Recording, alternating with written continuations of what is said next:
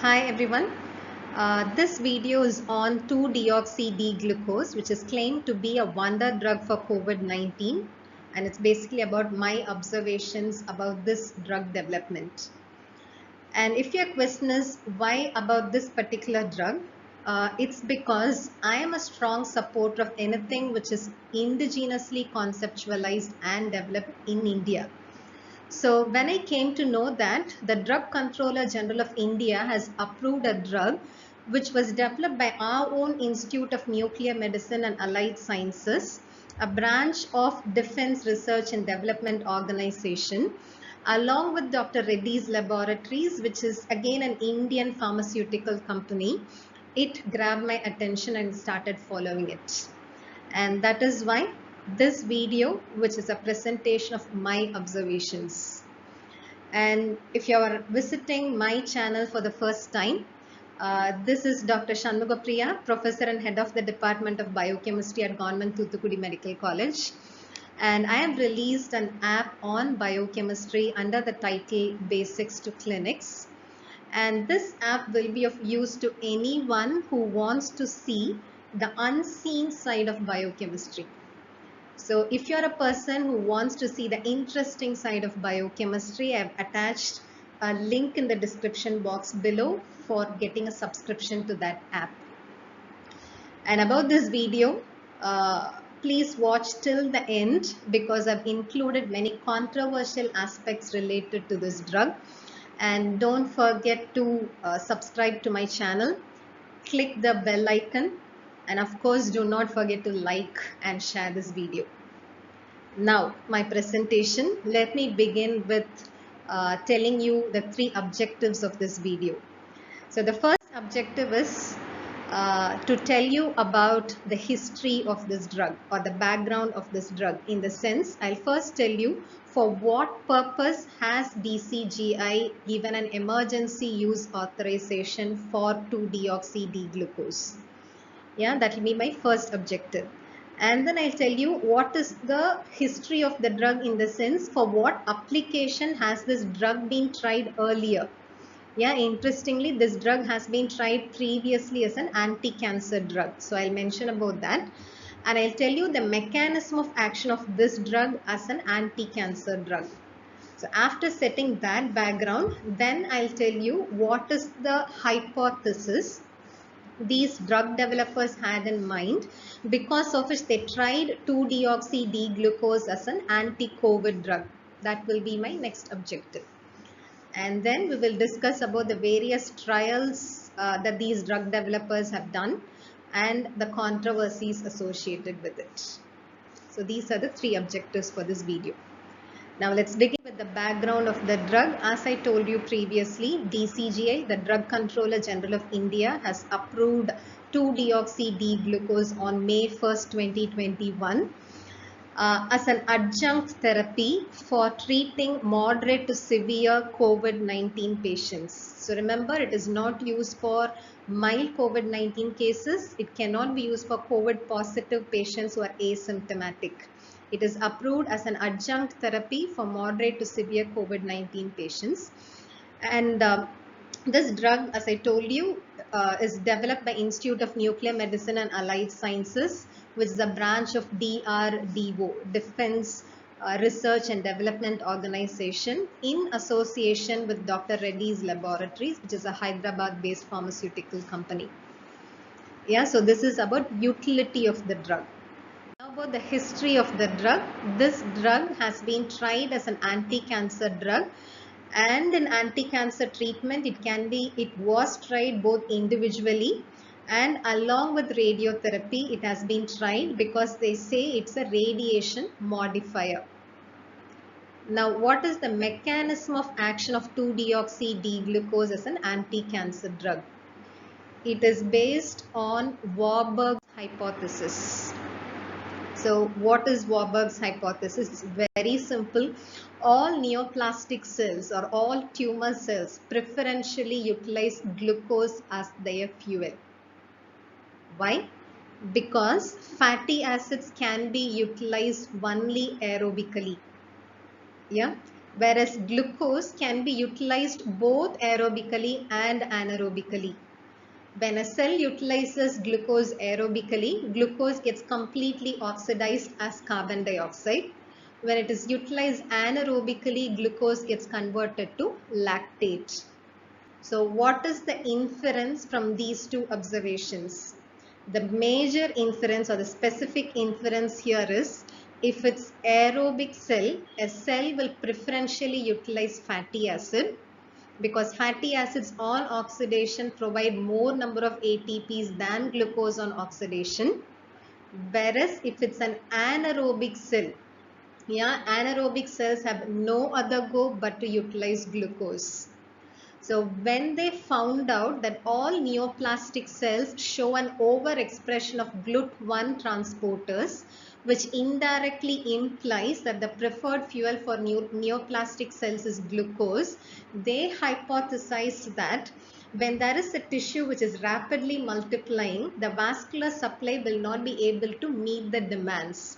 So they thought a neoplastic cell is always in a hypoxic condition because the circulation is not able to meet the oxygen demand. They thought neoplastic cells are in oxygen demand. Okay, so anaerobic cell would naturally utilize glucose is what they thought is the reason behind Warburg's hypothesis. But later they found out that even in aerobic conditions, even when a neoplastic cell gets enough oxygen, a neoplastic cell is tuned to utilize only glucose.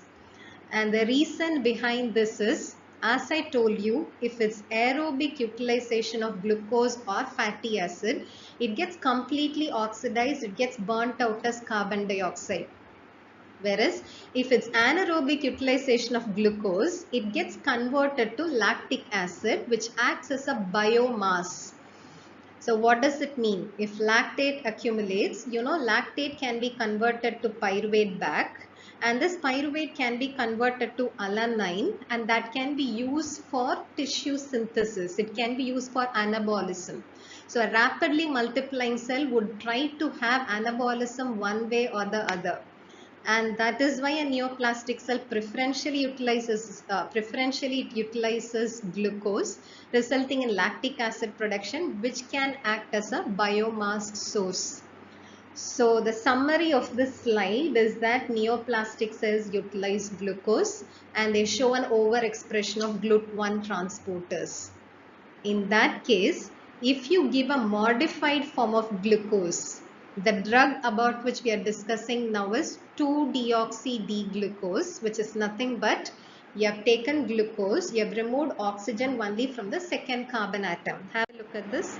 This is the structure of deoxy-D-glucose. So if this is glucose, in the second carbon atom, if one oxygen is lost, that will be called as 2-deoxy-D-glucose. That's the only difference. So this 2-deoxy-D-glucose can also be taken up by GLUT1 transporters and GLUT1 transporters of neoplastic cells. And for you to understand what happens after it is taken up by neoplastic cells, you should know what happens when glucose gets into neoplastic cell. So have a look at this slide.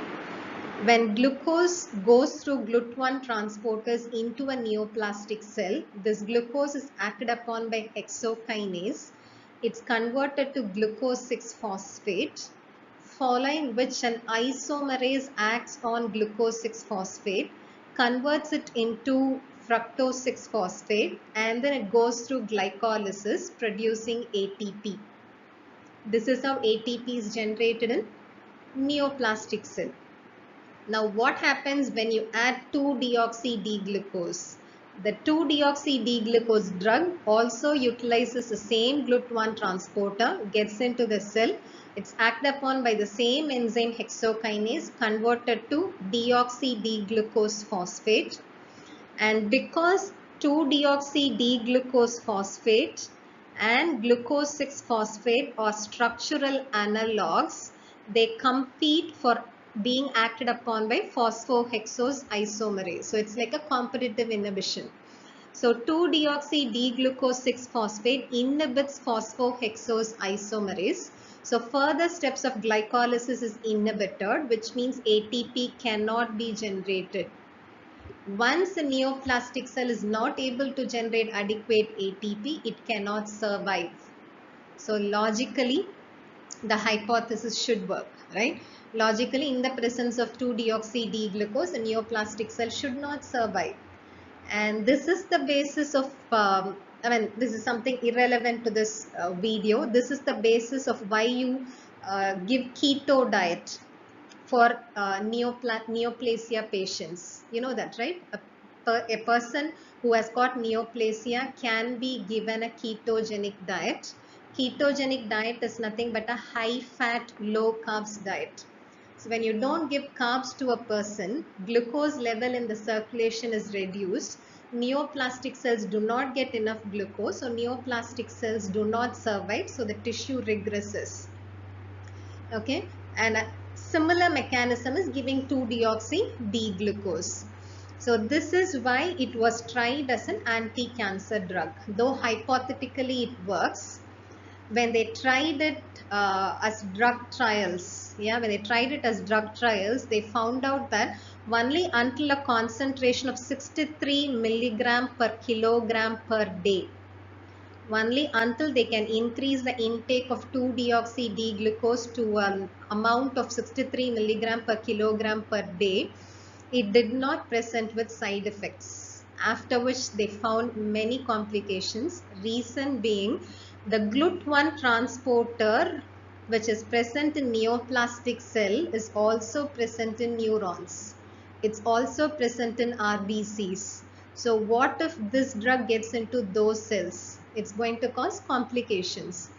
And what they observed was, once the concentration or once the intake is more than 63 milligram per kilogram per day, they even presented with QT prolongation.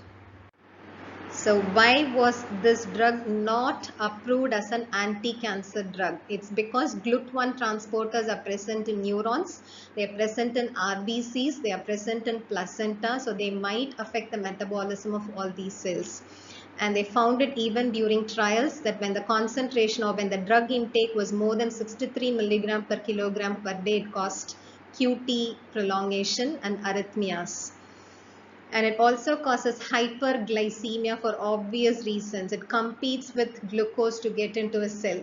It competes with glucose in getting utilized. So in spite of the person presenting with manifestations of hypoglycemia, blood glucose level was very high. And that is why this drug was not approved as an anti-cancer drug. And they found out that when the concentration was less than 63 milligram per kilogram per day, it was not effective as an anti-cancer drug. So this is about the background or the history of the drug when it was used as an anti-cancer drug.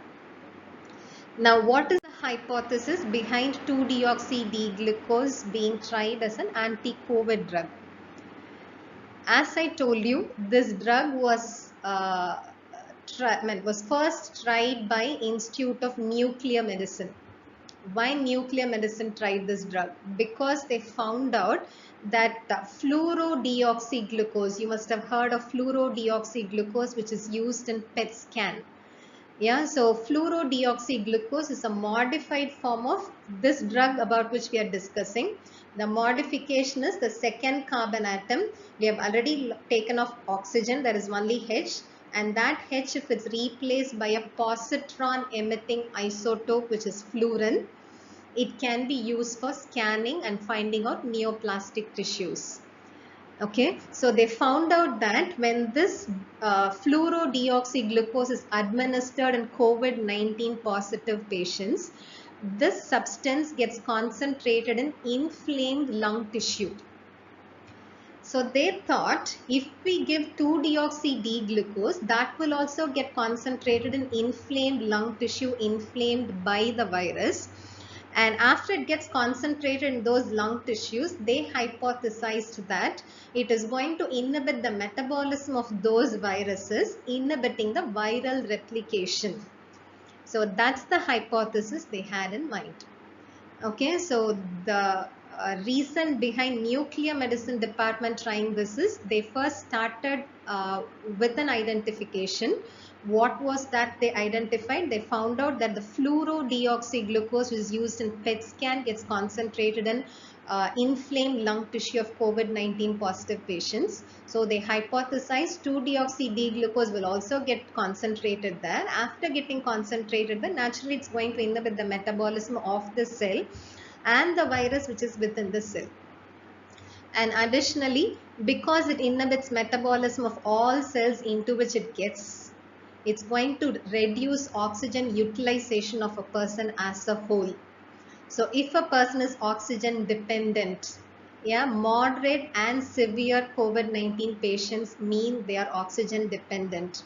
So if this drug is administered for moderate and severe COVID-19 patients, this drug gets into all cells which are glucose dependent, and in all glucose dependent cells, it reduces the rate of metabolism, reduces oxygen utilization, so oxygen dependence will be reduced. So these are the two hypotheses behind which they thought they should try 2-deoxy-D-glucose as an anti-COVID drug. And this is a great hypothesis, and that is why Institute of Nuclear Medicine joined hands with Dr. Reddy's laboratories, and they did an in vitro inhibition assay.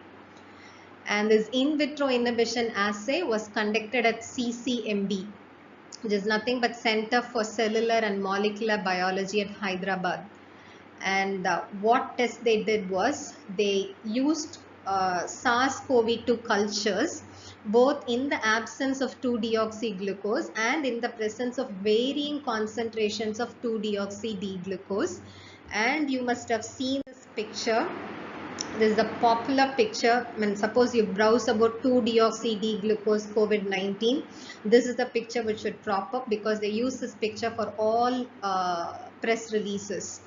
So as you can see here, yeah, this does not have 2-deoxy-D-glucose, and you see viral culture growing. Whereas here you don't see viral colonies. So this is what they did as an in vitro inhibition study, and it's just not an observational study, it's a quantitative observation, and what they observed is shown in this slide. They found out that EC50 is 1 millimole or 16.42 milligram per deciliter. And let me help you decipher this number. It means the concentration of 2-deoxy-D-glucose that has to be maintained in serum for causing 50% reduction in COVID-19 or SARS-CoV-2 would be 16.42 milligram per deciliter. That's what we mean by EC50. EC is effective concentration 50. So concentration of a drug that has to be maintained in circulation for causing 50% effect is called as EC50, and that is 16.42 milligram per deciliter.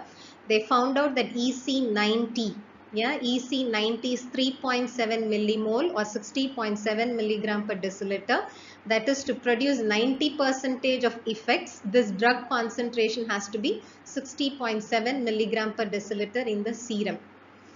And based on pharmacokinetics of 2-deoxy-D-glucose, they have mentioned in press releases that the drug intake, 2-deoxy-D-glucose intake, has to be 63 milligram per kilogram per day. So doesn't this number ring a bell? Yeah, when I told you about the history of the drug, when it was tried as an anti-cancer drug, I said only until the intake is 63 milligram per kilogram per day, there were not many complications. When the intake was more than this, there were complications. So my understanding is the Institute of Nuclear Medicine and Allied Sciences and Dr. Reddy's laboratories, they've done a scientific literature research, and they've come up with this number 63 milligram per kilogram per day, and they did a retrospective approach here, an in vitro inhibition study, and they found out that when the concentration is this, 90% of effects can be brought about, which they thought would be enough. And that is why for the phase 2 trial, for the phase 2 trial, they used this dosage. So the dosage that was used in phase 2 trial is 63 milligram per kilogram per day for two reasons. One is safety is assured based on scientific research or scientific literature research. And number two, efficacy is proved by in vitro inhibition study. So it's a good approach. Yeah, so they went on to phase 2 trial. And for you to understand about these trials, let me tell you about the various trials a drug has to be subjected to before it's released to the market. So what is phase 1 trial? Phase 1 trial is the first human study. And this trial is done to find out what is the maximum tolerable dose of the given drug. So remember, it is not done on patients, it's done on normal human beings to find out what can be the maximum concentration that this person, maximum dose that a human being can normally tolerate. And this phase 1 trial is used only for a new drug. Suppose a new chemical you have found out that this new chemical acts by inhibiting an enzyme. You think it can be a potential drug for a particular disease, but this drug has never been tried at all. In that case, you should subject it to phase 1 trial, first human study, to find out what would be the maximum tolerable dose. But because 2-deoxy-D-glucose is a drug which has already been tried, and because we know the maximum tolerable dose is 63 milligram per kilogram per day, they did an in vitro inhibition assay to prove its efficacy, and they went on to phase 2 trial. So this is accepted. Okay. Now what do we do in phase 2 trial? Phase 2 trial is the first patient study. So this is the first time the drug is being tried for that particular disease patient. And what is it that we are trying here? We are trying to assess the safety and efficacy of the drug. With that concentration or with that dosage, what would be the safety, what would be the efficacy? So it's basically safety and efficacy study, which is phase 2 trial, which is done on patients. Okay, and once you're once you're assured of safety and efficacy by trying it on few thousands of patients, then you go on to phase 3 trial. And phase 3 trial is therapeutic confirmation study, wherein you're going to confirm the safety, confirm the efficacy. By doing a multicentric study, you're going to cover all categories of potential categories of patients. Yeah, you should cover all races, all age groups. So that is phase 3 trial. So phase 3 trial is a therapeutic confirmation study. It has to be a multicentric study. It has to cover multiple races. It has to cover all age groups. And after this, it can be released into the market. Okay, and after it is released into the market is the phase 4 trial, which is post-marketing surveillance. This is normally drug trial levels. Okay, and as far as the index drug is concerned, as I said, phase 1 is not necessary. They've gone to phase 2 trial. And for any phase trials, it has to be registered. It has to be registered in Clinical Trial Registry India. So CTRI is basically a forum in which all drug developers are supposed to register their drug trials before initiating the same. And the information that they're expected to provide for this registry are, number one, the number of participants and the number of centers that they are planning to include, the inclusion exclusion criteria for all these participants, what would be the mode of randomization, what type of blinding they are planning to do, what kind of intervention they are planning to apply to the intervention arm, and most importantly, they are supposed to specify what is the primary outcome and what is the secondary outcome they intend to measure at the end of the trial. And because drug developers of 2-deoxy-D-glucose have not yet published any of their findings related to any of their trials in peer-reviewed journal, any information which I share in this video is what I have obtained from two sources. One is the CTRI entry and the other one is the press release that they gave. And when I looked into CTRI entry for phase 2 trial, these are the informations which I got. The first information is the trial was initiated 1 year back. 15th June 2020 it was initiated. It got over on 17/9/2020. and they recruited moderate to severe COVID-19 patients. And these COVID-19 patients, after inclusion in the study, were randomized into two arms. One is, as I said, interventional arm, the other one is a control arm. And this randomization was done by a computer, and they did not blind the study. It's an open study, it was not blinded at all. And interventional arm, those patients who get recruited into interventional arm would be given 45 milligram per kilogram 2-deoxy D-glucose in the morning and 18 milligram per kilogram 2-deoxy D-glucose in the evening. If you sum both these numbers, you would get the magical number 63 milligram per kilogram per day, which they probably got through scientific literature analysis, and which they proved through the in vitro inhibition study. And along with that, interventional arm patients were also given standard of care treatment for COVID-19 patients, whereas control arm patients were provided just standard of care treatment. And what is the primary outcome that they have mentioned that they would measure?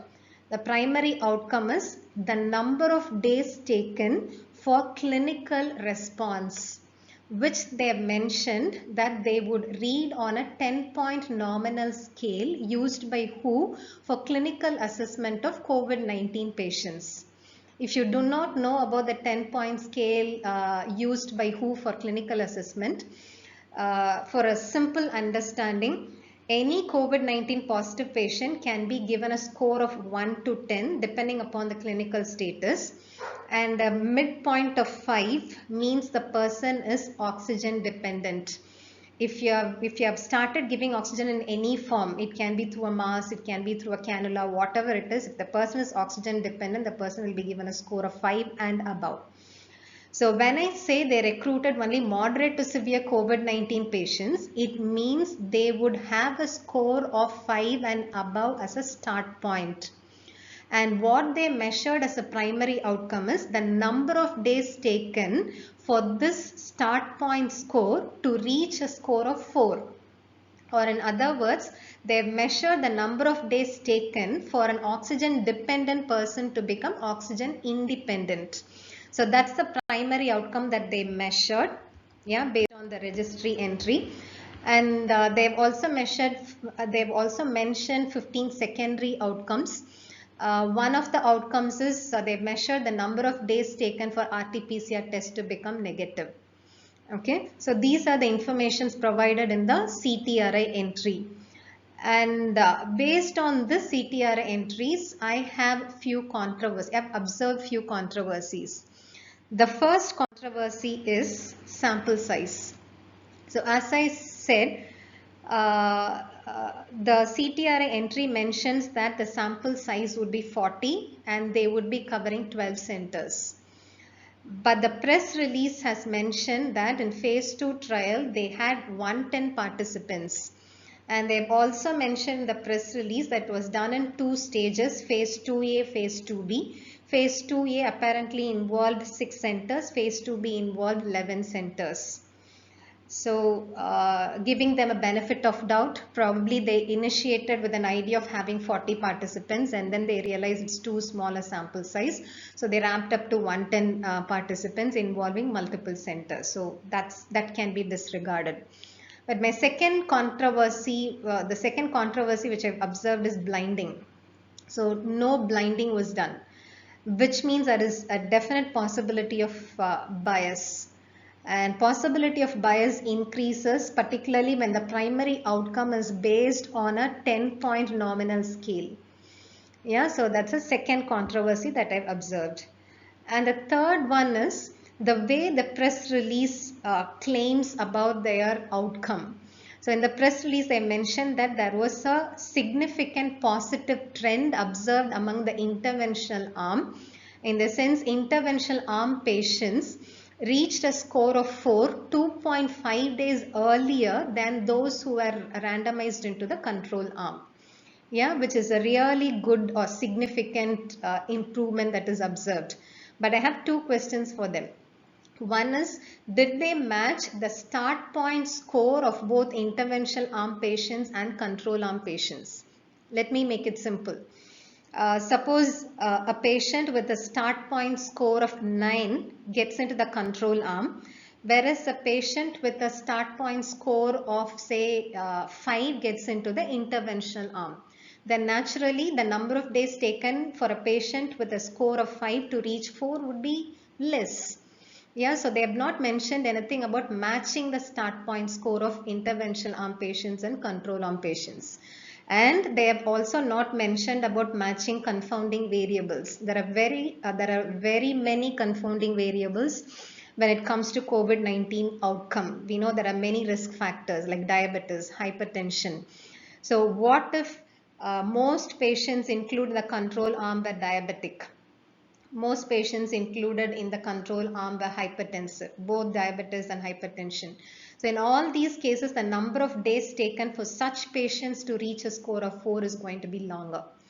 Yeah, so these are the controversies which I observed. And generally after every trial, a drug developer is supposed to present their findings to a subject expert committee.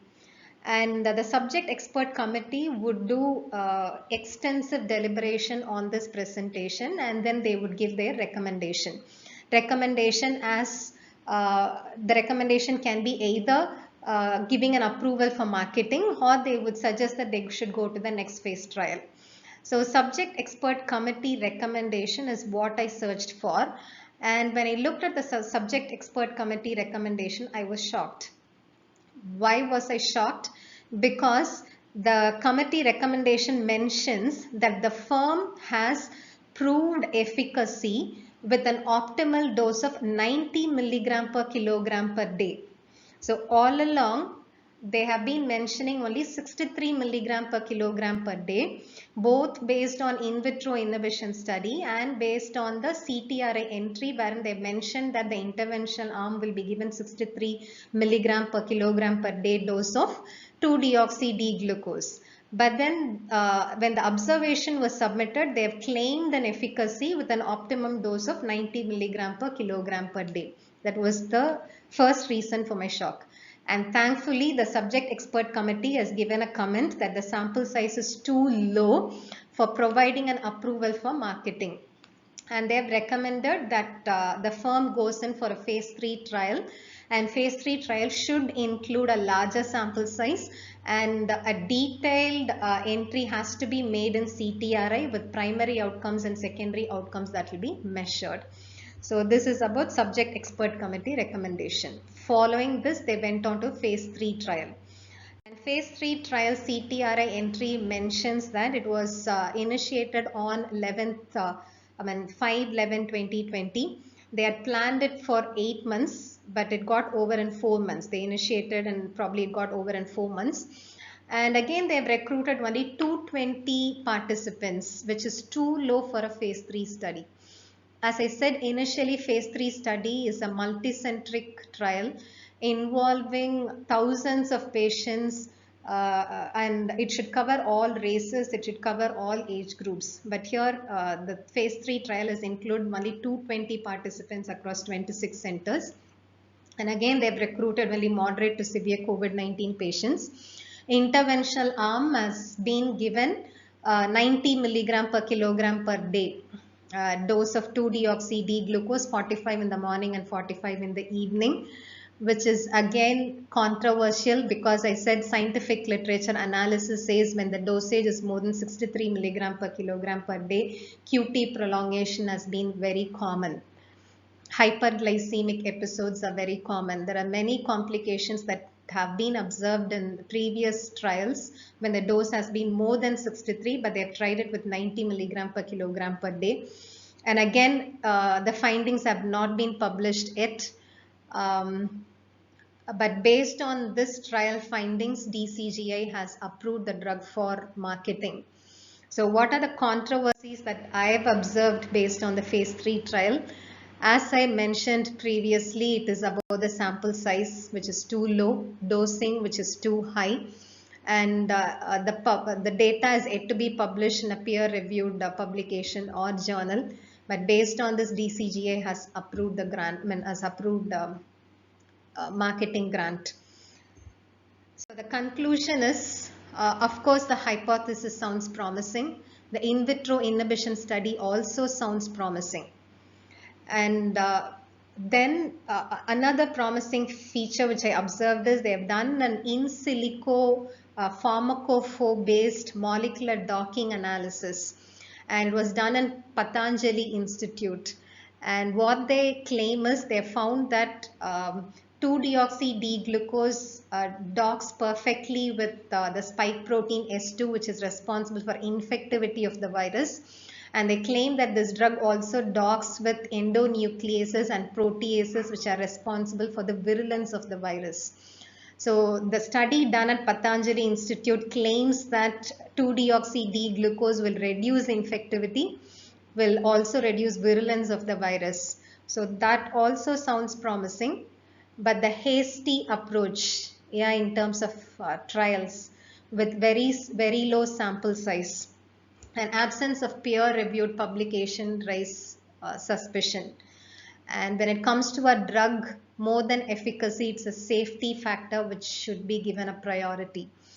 And because previous trials have shown that it is toxic when the concentration is when the dosing is more than 63 milligram per kilogram per day, approving the drug with a dose of 90 milligram per kilogram per day might cause serious effects. So data has to be made available for reassurance for usage. So my conclusion is I am a strong supporter of anything which comes from India, but even I have my own suspicions when it comes to this drug. Yeah, thank you.